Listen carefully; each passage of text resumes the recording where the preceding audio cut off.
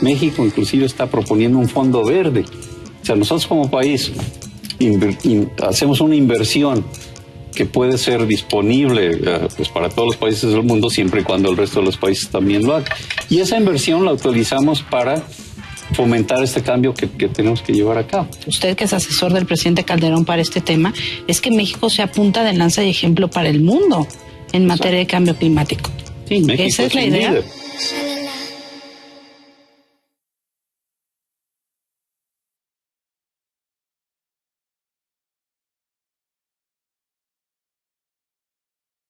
Barra de Opinión presenta.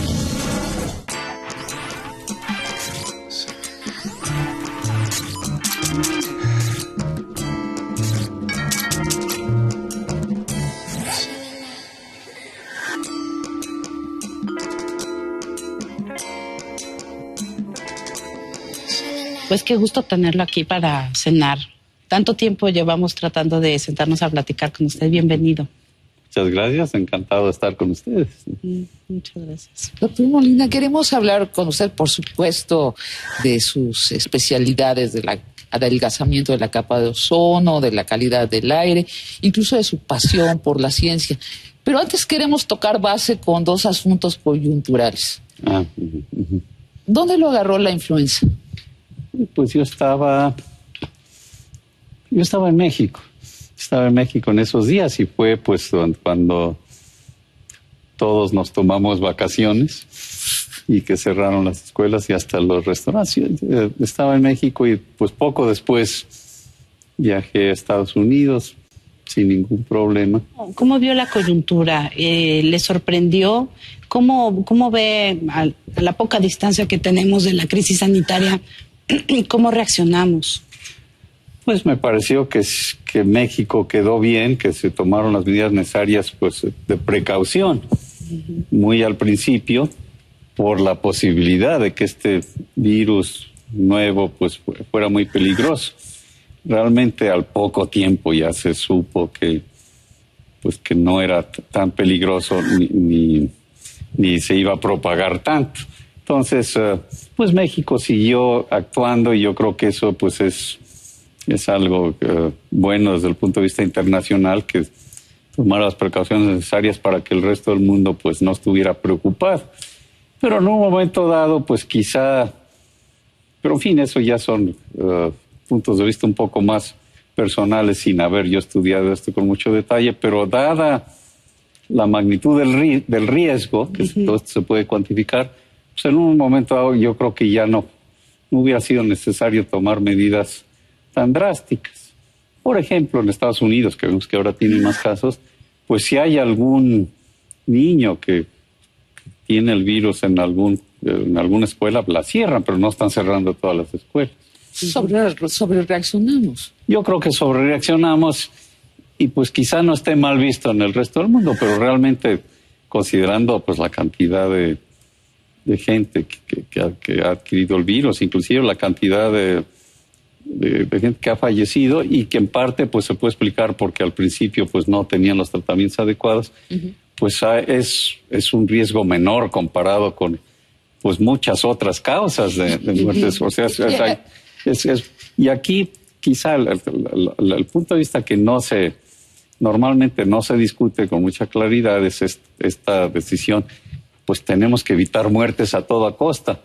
No, a toda costa no, porque toda costa quiere decir pues causar más muertes de otra manera. Y esto es lo que tienen pues los políticos, los tomadores de decisiones en el gobierno, constantemente tienen que estar decidiendo dónde invertir los recursos que tiene el gobierno. Y por eso, si hay algo que sale muy caro, hay que tomar en cuenta que esos son recursos que se podrían haber utilizado para evitar muertes. Por ejemplo, en accidentes. Sí, en accidentes, pues que son mucho más. Hay maneras de invertir para que las carreteras y las calles sean más seguras.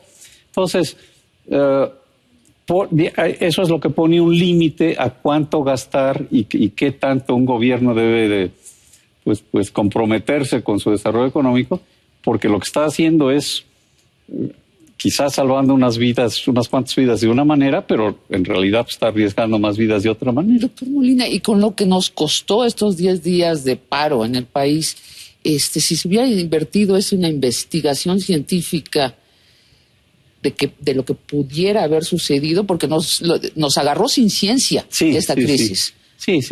Por fortuna esto es, desde el punto de vista de la investigación científica, esto se puede manejar a nivel internacional. Lo que sí, pues sabemos que en México no teníamos la manera de identificar el virus. Todo eso, pues sabemos ahora que sí deberíamos de estar preparados. De ver cómo avanza. Eso, pero ya no como investigación, sino como algo ya establecido, que tenemos que tener la infraestructura para hacer investigación, por supuesto, pues a largo plazo. Pero todavía más de cerca estoy yo hablando de inversiones que se hacen todos los días. O sea que el problema de la investigación científica que a veces tienen los políticos es que es una inversión a largo plazo, pero pues también es la educación de los niños. No vamos a ver el resultado en la economía en los años siguientes. Entonces, son inversiones muy, muy importantes. Pero, insisto, en este caso ni siquiera tenemos que irnos al futuro, sino estamos hablando de inversiones que se podrían haber hecho en esos mismos meses. Pero a ver, para puntuar, ¿usted cree que lo que estamos invirtiendo como país en ciencia y tecnología es suficiente? No. Por lo siguiente, porque tenemos ejemplos ya muy claros, ya no es cuestión de opinión, de especulación, tenemos ejemplos de otros países que han tenido un desarrollo económico muy vigoroso como consecuencia de haber invertido en China. Exacto, China o Irlanda o inclusive Chile. Pero pues hay que tener una visión a largo plazo. Pero no cabe duda de que pues necesitamos gente capacitada y de que la inversión en ciencia es importantísima y de que estamos por debajo de lo que requiere inclusive la ley que tenemos en México, de invertir el 1%. 1%. ¿no? ¿Cuánto invertimos? Pues como la mitad, más o menos. Y el reto no nada más es invertir más, sino invertirlo bien. Entonces nos condena a ser un país colonizado tecnológicamente, no invertir en ciencia. Exactamente, exacto. Yo he asistido a varias juntas, inclusive con el presidente Calderón y con la comunidad científica, donde por lo menos el problema ya está poniendo de nuevo sobre la mesa para que sea visible y para tratar de pues empezar a hacer algo al respecto, ¿no? Entonces, ¿el presidente está consciente de que tenemos que invertir más? Sí. Y menciono también, como una cosa interesante, en Estados Unidos pasó una cosa parecida, que aunque ahí se invierte en una proporción mucho mayor de su producto, de su presupuesto, y además pues tiene un presupuesto mucho más grande. Pero a pesar de eso había bajado la proporción. Con los republicanos. Exactamente, sobre todo con la administración anterior del presidente Bush. Entonces el presidente Obama, en el último discurso que yo estuve con él en la Academia de Ciencias de Estados Unidos, se comprometió a aumentar significativamente esa inversión, subirla al 3%. No está claro de dónde va a sacar todos los recursos, pero ahí sí, desde su campaña, todos estos temas que estamos tocando, él los identificó como temas muy importantes, de que había que subir la inversión en la investigación científica, pues en un país en que para empezar ya está invirtiendo muchísimo, así es que eso en México pues sí lo deberíamos de ver como algo muy positivo. Qué discreto es usted, dice en una reunión que estuve con él, es usted del consejo de los 19 científicos que Obama llamó para aconsejarlo precisamente en cuestiones de ciencia. Exactamente, sí, es pues es el Comité de Asesoría Científica de Presidencia en Estados Unidos, que apenas está arrancando, pero pues es para asesorar en este tipo de cuestiones, ¿no? ¿Y ha estado en reuniones con el presidente Obama mismo? Sí, tuvimos una primera reunión de este grupo. Yo lo vi, por ejemplo, cuando nos vino a visitar aquí en México también. Pero este grupo pues apenas se formó. Por cierto, este discurso al que me refería yo de la Academia de Ciencias pues fue cuando se inició este grupo de asesoría, pero pues se está organizando de tal manera que nos reunamos periódicamente, pues quizá cada mes y medio, 2 meses, pero con el presidente, teniendo acceso al presidente. Con él personalmente. Con él personalmente. Oiga, y usted que ha estado sentado así en la misma mesa con Obama, ¿qué le parece? Se ve como una persona muy optimista y realmente muy bien preparada. Es sorprendente que pues en todos estos temas de los que estamos hablando está muy bien enterado, pues tiene asesores de primera, pero sí hace su tarea. O sea que sí es, pues es por eso que hay expectativas muy grandes. Por otro lado, pues está la legislatura, están los diputados, los senadores, o sea que no todo depende nada más de lo que quiera él, ¿no? En ese discurso él dijo, lo voy a parafrasear porque no me acuerdo la frase exactamente, pasaron los tiempos en donde las decisiones eran políticas y no primaba la ciencia. Exacto, ¿Usted sí. le cree?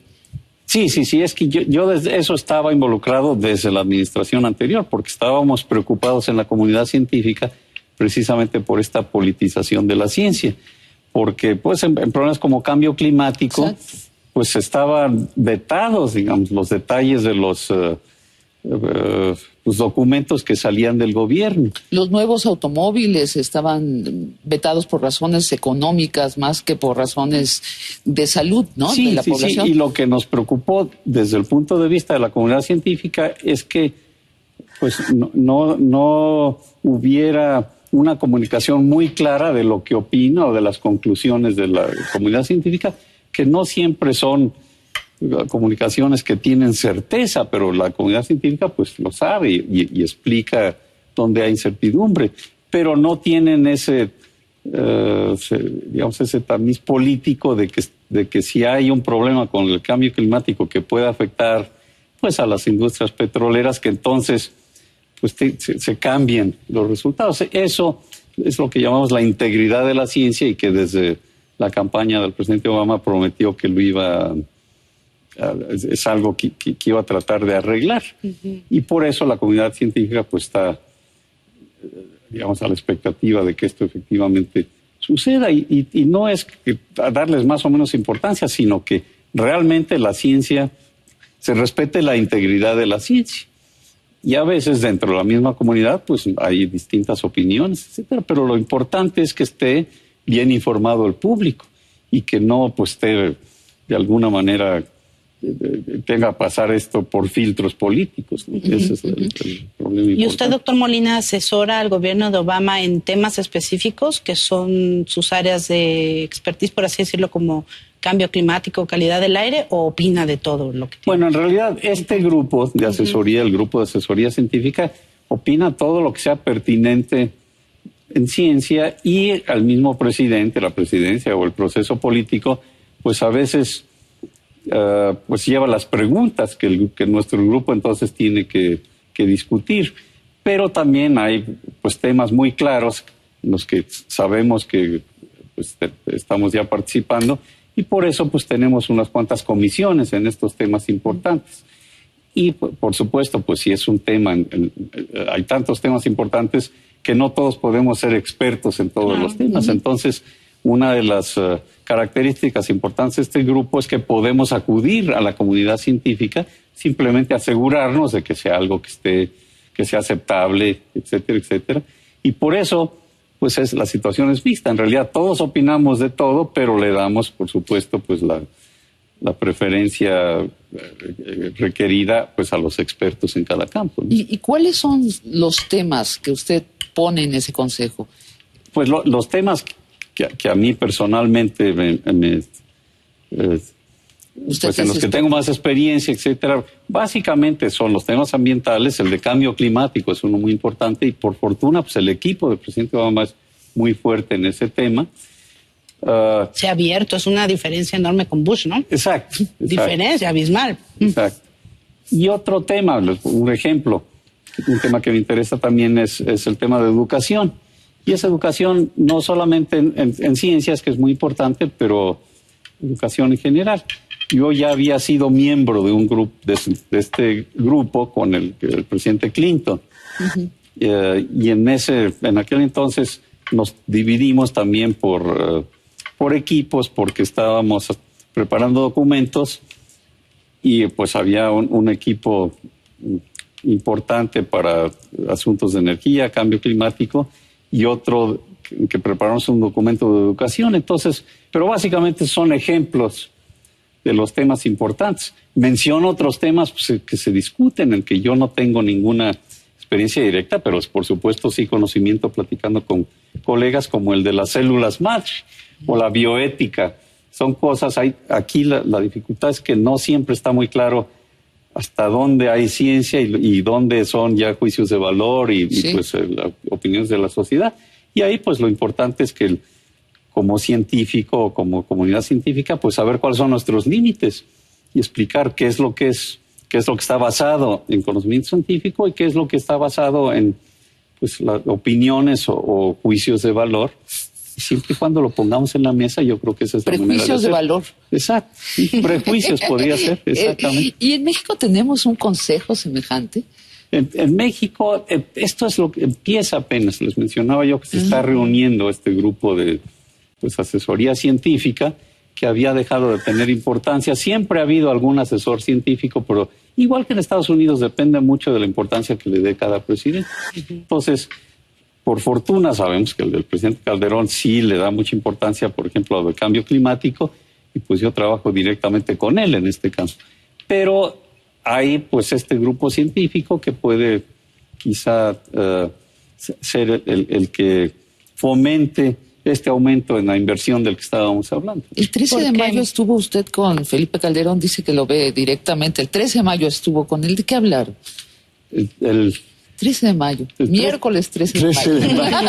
Pues, no estoy seguro de acordarme específicamente de la fecha, pero porque hablamos de los temas que normalmente hablamos en meses recientes, es de este programa que está a punto de salir de cambio climático. Se había ya anunciado originalmente pues que México sí tenía iba a tener una estrategia, pero ya está detallando un programa más específico, que es muy importante por lo siguiente. La idea de este programa es especificar un camino tal que pueda haber un desarrollo económico vigoroso, pero lo llamamos de bajo carbono. Esto es limitando las emisiones de los gases que están contaminando, sobre todo produciendo el problema del cambio global, el problema del efecto invernadero. Entonces, si podemos nosotros documentar que es posible que México se vaya por este camino y empezando por aquellas medidas que no solo no nos cuestan, sino que son redituables, que sobre todo medidas que son de usar energía más eficientemente. Entonces, este programa que se va a anunciar es flexible, o sea, va a tener que estar mejorándose cada año. Pero la importancia que tiene es que es un ejemplo para otros países en desarrollo de que esto se puede hacer, de que nos conviene desde el punto de vista de no solo de nuestro desarrollo económico, competitividad, etcétera, pero también porque nos va a salir mucho más caro el no hacer nada con respecto a este problema, inundaciones, huracanes, etcétera, etcétera. Pero no lo podemos hacer solos, lo tenemos que hacer con participación del resto de los países del mundo. Claro. Y por eso uno de los problemas más duros, digamos, más difíciles de tratar es esa diferencia entre los países desarrollados, que en su mayor parte son los que han contaminado el planeta, y los países en desarrollo, pues que si se ponen con dificultades, no, pues nosotros tenemos el derecho a nuestro desarrollo económico igual claro. que lo hicieron ustedes, ¿no? Y claro, ahí lo que hay que hacer es llegar a un acuerdo. Por supuesto. Que eso es lo que dice China, ¿no? Denos chance de crecer y luego vemos. Pero inclusive China, por eso estamos trabajando con China también. A China pues le conviene más este desarrollo, pero sin hacerle tanto daño al medio ambiente. Porque en China misma pues tienen ya efectos importantes de los glaciares que están derritiendo y pues los ríos que para la agricultura, etcétera. O sea, es un ejemplo muy claro de que igual que a México, a China le conviene que este problema se resuelva a nivel internacional. Entonces, esa actitud que había antes de que nosotros solamente vamos a cambiar en la medida que nos paguen, eso es lo que hay que cambiar. Y de ahí la importancia del ejemplo de México, es decir, nosotros podemos hacer cosas porque de todas maneras nos convienen. Y además sí podemos llegar a un arreglo y sí hay cierta expectativa de que haya recursos que nos ayuden, pero no como condición así absoluta de que solamente hacemos cosas en la medida en que haya recursos. Claro. Doctor Molina, en ese sentido, ¿no quiere usted comer un poco de ensalada? Es que bueno, no lo dejamos, ¿verdad? No. Es que es una plática muy interesante. Mientras ustedes me preguntan. En ese sentido de la falta de voluntad de algunos países, incluso política, por empezar a hacer cambios. A veces me pregunto si realmente hacemos honor a esta cosa que realmente somos homo sapiens, ¿no? Porque estamos como que sacrificando como países, me refiero, la utilidad o la ganancia de hoy por la posibilidad de un futuro. Claro. ¿Lo ve usted así? Sí. Ese punto de vista yo lo considero muy importante. Tenemos que crear una conciencia global pues de protección al medio ambiente, y no por ser altruistas o porque sea algo bueno, sino porque es esencial para el progreso de la humanidad. O sea, que si lo vemos desde el punto de vista de la humanidad, está muy claro que nuestra generación tiene una responsabilidad muy grande de dejarle a generaciones futuras un entorno viable, ¿no? Viable, que les facilite tener pues un nivel de vida elevado y no que se los dificulte. Sobre todo porque ya sabemos que esto puede pasar.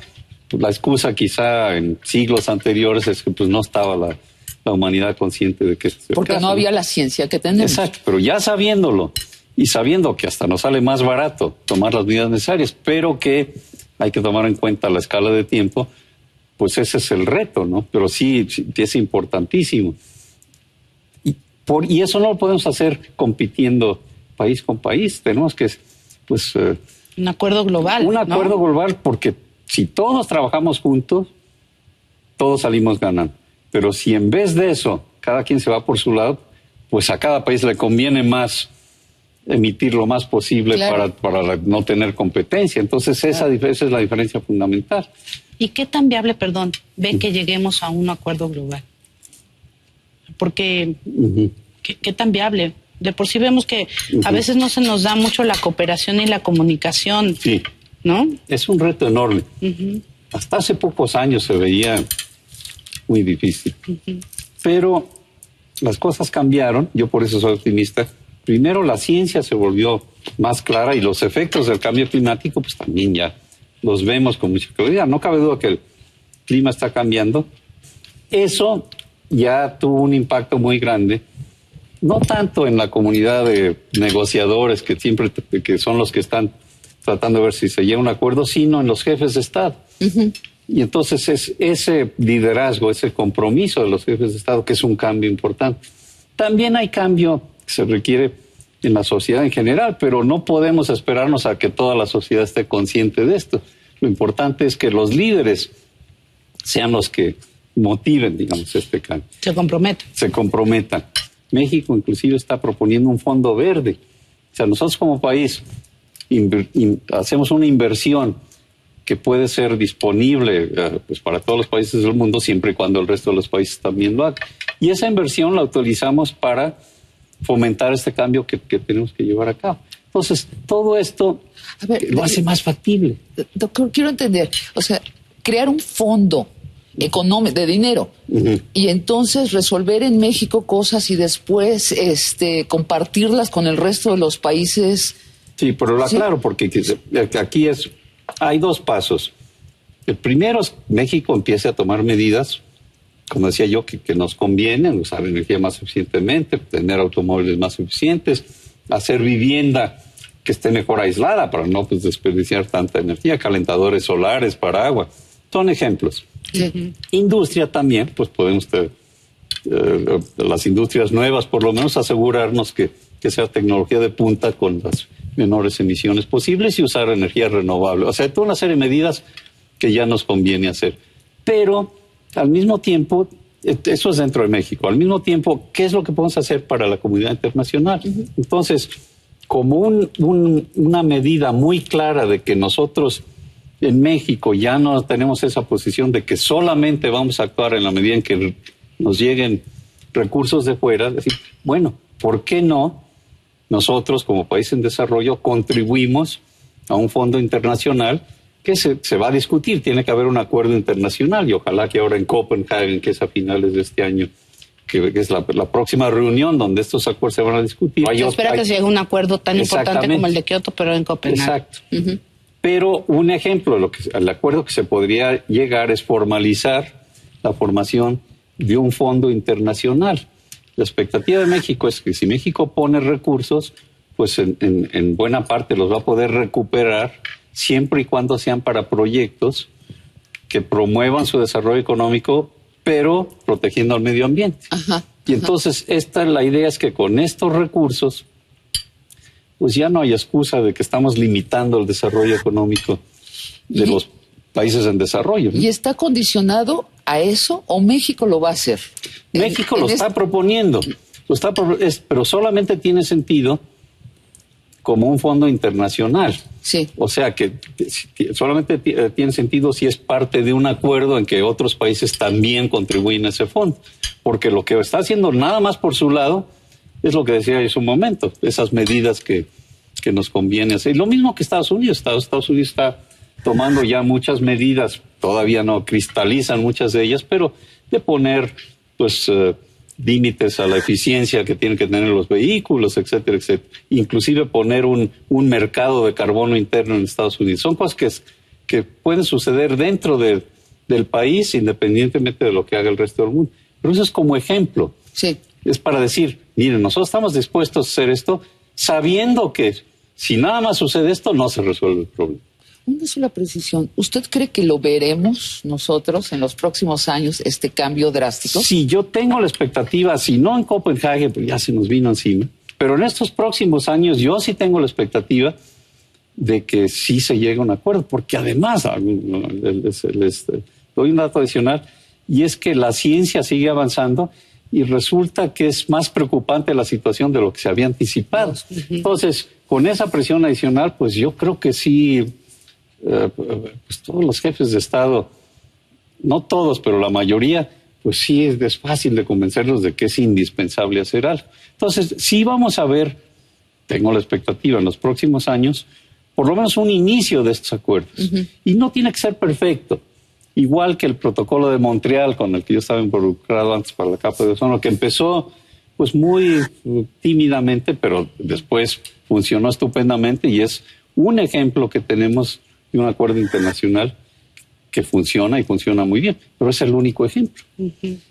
Así, pues, aunque no sea un acuerdo aunque no sea perfecto, inmediato. Si empezamos, yo creo que sí lo vamos a ver. Usted, que es asesor del presidente Calderón para este tema, es que México sea punta de lanza y ejemplo para el mundo en materia de cambio climático. Sí, México esa es la idea. líder. ¿Y se lo está comprando el presidente Calderón? Bueno, no solo es que me lo estoy comprando, sino que él está convencido de que este es el camino a seguir. Y pues nada más lo estoy apoyando pues en que la parte científica, yo tengo comunicación pues con la comunidad científica internacional, etcétera, la parte estratégica también. Entonces, esto ya ha avanzado al grado de que en esa comunidad internacional, no ya la científica, sino la que está considerando cómo diseñar estos acuerdos internacionales, pues México ya está establecido como un país líder. Eso no garantiza que todo esto vaya a suceder, todavía tenemos que trabajar muy duro, pero México ya dejó su huella como un país importante. Ya tenemos además un compromiso muy importante de que México va a tratar de reducir sus emisiones de estos gases invernaderos, sobre todo el dióxido de carbono, a la mitad para el 2050.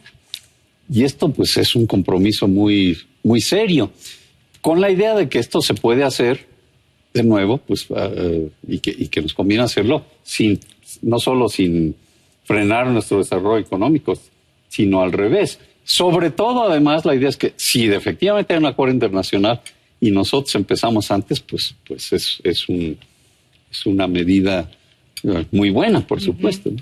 Oiga, doctor Molina, perdón, al respecto, en la página de su centro, el Centro Mario Molina, que ya llegaremos a eso, pero ahorita viene al caso perfectamente a preguntarle. Leí que en enero de este año Pemex le dio a usted una donación precisamente para investigar todo lo que está haciendo Pemex con respecto a, o cuál es la evaluación. ¿Cómo va esa evaluación? Porque digo, somos un país petrolero. La gran apuesta de este gobierno es crear una refinería en Tula. Petróleo. Vivimos del petróleo. Bueno, Sí, en Tula sí es que logran amarrar las hectáreas. ¿Cómo le vamos a hacer? ¿Cómo le vamos a hacer? Es una paradoja, pero sí se puede.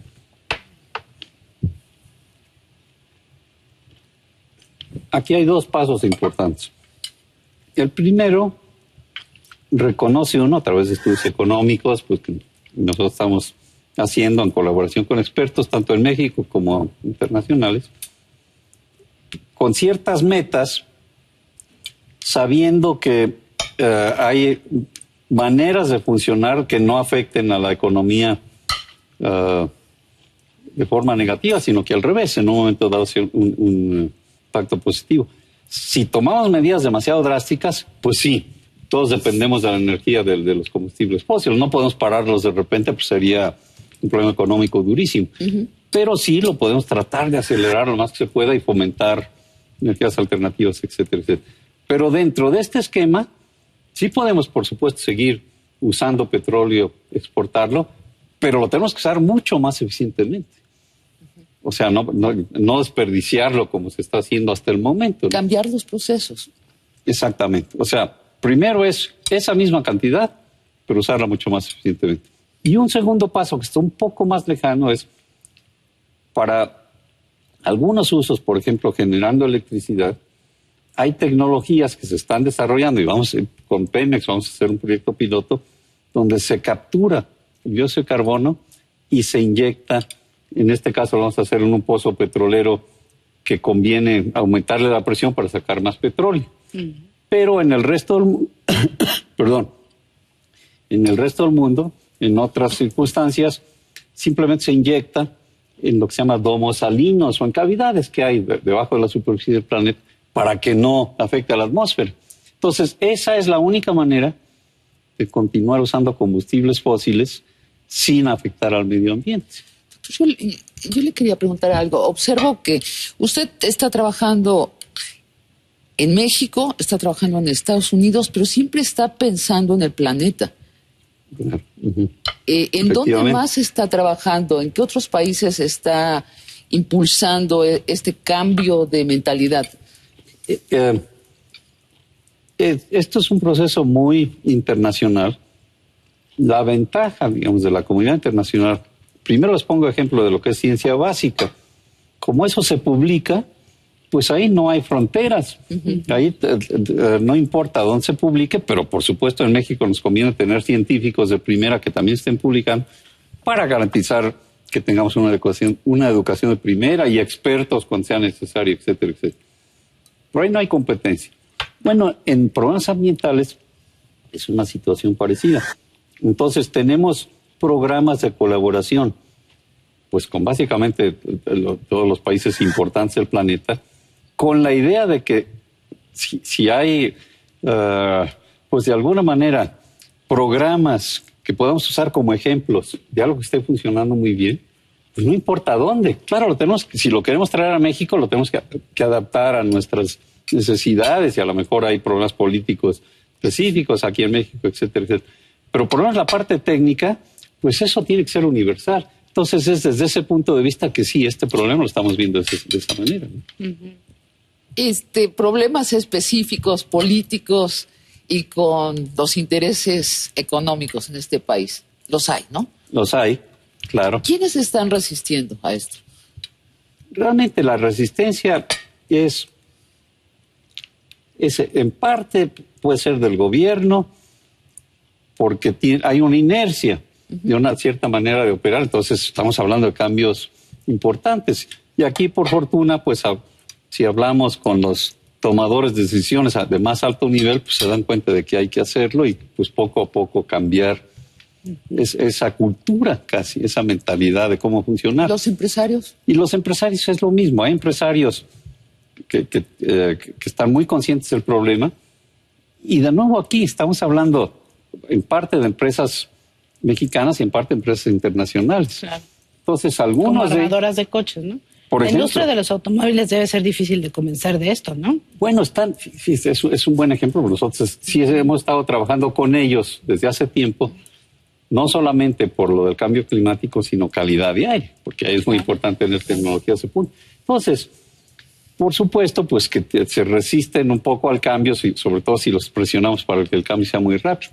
Pero por otro lado, ellos prefieren tener con claridad cuál va a ser el esquema de los reglamentos y las normas en México, en donde estén operando, que tener la incertidumbre de qué es lo que va a pasar, porque así pueden planear con más claridad pues cómo va a ser su desarrollo. Claro. Y pues está muy claro también que muchos de los industriales, y hay muchas industrias, inclusive petroleras, que además de que les conviene esto desde el punto de vista económico, pues se dan cuenta de que está cambiando el planeta y de ellos también tienen hijos y nietos, etcétera, etcétera, y de que el problema pues no lo pueden evitar, sino que ¿por qué no volverse líderes? Entonces tenemos varios ejemplos de empresas internacionales que están activamente promoviendo estos cambios.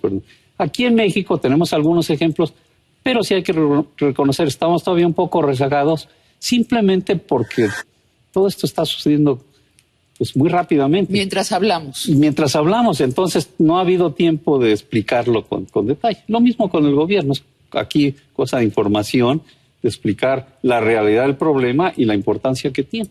Y eso todavía no permea, digamos, en toda la sociedad. Yo soy asmática. Cuando lo oí hablar de la condición del aire, me urgió que entráramos a ese tema, doctor. Usted en 2004 presentó un proyecto para limpiar el aire, pero ¿se puede limpiar el aire? Bueno, en principio es posible, pero es mucho más caro. Pero aquí sí tenemos que entender la diferencia entre el problema local de contaminación, por ejemplo, de la Ciudad de México, y el problema global. El problema global, una vez que están emitidos los gases y diluidos en toda la atmósfera, es muy difícil cambiar eso. Sale mucho más caro que simplemente no emitirlos, aunque hay ciertas ideas de que a lo mejor, por ejemplo, los bosques y los árboles, etcétera, absorben el dióxido de carbono, y por lo menos lo que tenemos que hacer es no deforestar más para no empeorar el problema. Pero no es nada fácil concebir tecnologías que cambien esa composición. Qué lástima. Pero en el caso de la Ciudad de México es distinto, porque ahí prácticamente cambia día con día. Entonces, en algunas ocasiones se acumula la contaminación pues por varios días, pero en general empieza pues el problema desde cero casi, cada día, en cuanto a contaminación local. Eso no quiere decir que esa contaminación desaparezca y sí contribuye al problema global. Pero entonces ahí la solución, eso lo facilita, la solución simplemente no emitir. No hay que limpiar el aire, simplemente hay que dejar de emitir lo que lo está afectando. ¿Cada amanecer amanecemos limpios de aire? No perfectamente limpios, pero sí en buena medida. Sí, tenemos las mediciones, efectivamente. Sí. En la mañana vemos cómo se empieza a contaminar el aire y se ve inclusive el color por eso se desaparecen las montañas pues más hacia mediodía. Así. Yo alguna vez, espero no equivocarme, había escuchado una entrevista con usted en la que decía que también, estoy parafraseando y no soy científica, ¿no? Pero parte del problema era la como ventilación, ¿no? Que estamos rodeados precisamente de montañas y que eso no permite... Exacto. ¿No? Es por eso que es un reto pues limpiar el aire en la Ciudad de México. Por esa razón que es un valle y entonces pues normalmente duran más esas emisiones, no tenemos un viento constante. Y por otro lado, porque somos pues 20 millones de habitantes y no somos un país muy rico, entonces pues lo normal es que haya toda una mezcla sobre todo el sistema de transporte es el que contamina y no tenemos todo el transporte pues de primera y con la última tecnología. Entonces los cambios que hemos logrado hacer es poner restricciones, por ejemplo, pues con la verificación, para que los automóviles altamente contaminantes ya no puedan circular. Eso es por un lado. Y por otro lado, lo que hay una tarea muy importante que hay que hacer es fomentar el transporte público y mejorarlo al grado de que pues mucha gente que usa su automóvil y nada más una persona manejando para trasladarse pues casi toda una hora quizá para ir a trabajar, si tuvieran la alternativa de un transporte público agradable, limpio, etcétera, pues les llegaría más rápidamente. Pero eso pues es infraestructura que hay que desarrollar. Cuando usó el plural, estas verificaciones que propusimos, ¿es el Centro Molino? No.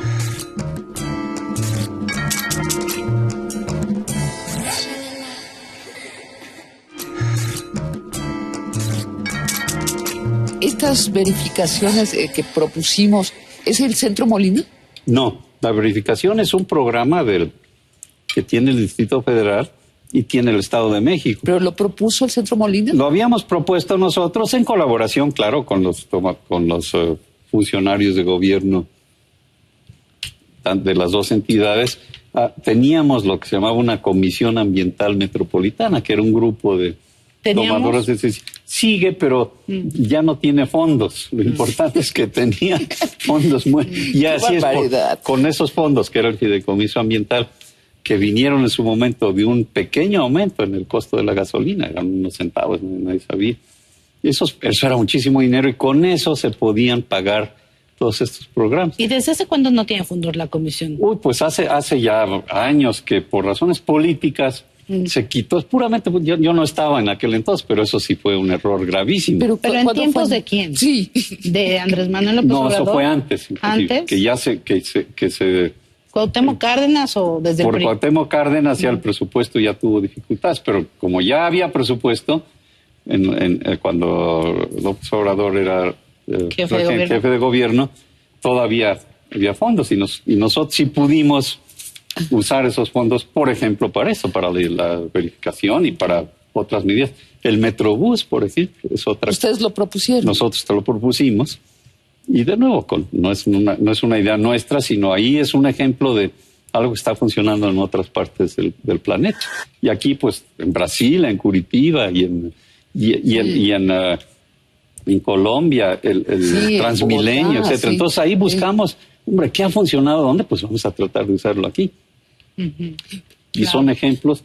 Y en México lo que sí pudimos hacer es caracterizar desde un punto de vista científico con mucho detalle cuál es la química de nuestra ciudad. Y eso, pues, es quizá la mejor caracterizada, desde luego, en Latinoamérica, pero posiblemente en toda América. Entonces, por eso nos especializamos. Eso es lo que habría que hacer en otras ciudades Pero también. qué imprudencia de la izquierda, ¿no? O sea, Pues, sí. Supuestamente la izquierda debería estar muy interesada por el espacio público.